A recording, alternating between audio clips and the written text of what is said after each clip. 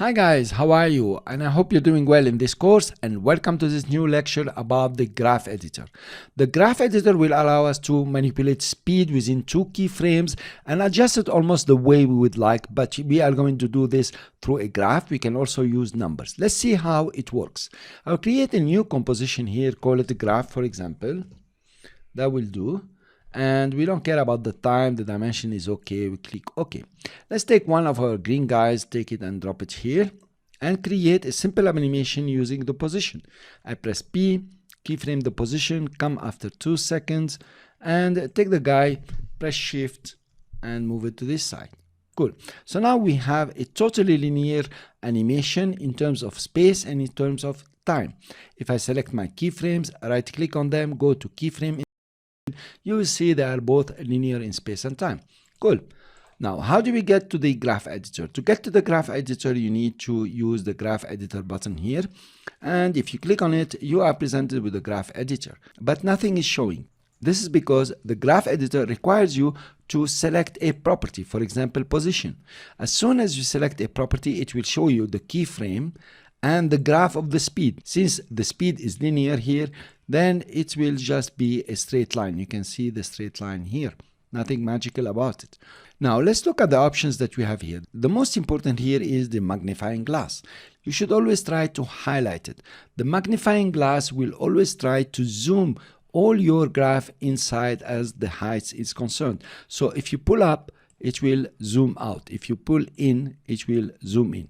If you remove, for example, and you pull out, you notice it's not zooming in, it's just stable. Sometimes this is very good, but if you pull in, then you know that your graph will disappear, it doesn't show anything. Let's pull it back, you notice it has zoomed back in. This is very important that you always have it highlighted so you can see your graph. Now let's look at the other properties. From this side you have the eye. And the eye says show selected properties. Now I've selected position and it's showing me the selected property position. If you check show animated properties, then all the properties that you have animated, such as scale, rotation, position, all the graphs will be showing for all the properties that have been animated, and that will be somehow too much to look at. So ensure that show animated properties is unchecked for now. Now let's go to the next one. What graph are we looking at? If you come to graph tab, you have several options. First, auto select graph tab. This is very useful later on when you know exactly which graph you are dealing with just by looking at it. Then we have value graph and speed graph. These are the two graphs that we are going to work on, and they are only graphs, by the way. Now we are in speed graph and we want to stay there. The value graph is not very relevant for position, but it's very relevant for scale, for example, and also rotation. I will choose the speed graph.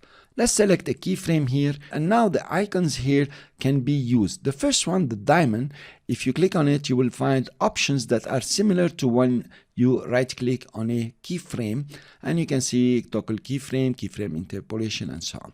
Fine, I will select the keyframe again. Here we have the convert selected keyframes to hold, and then selected keyframes to linear. Be careful, it's selected keyframes, it's not all the keyframes.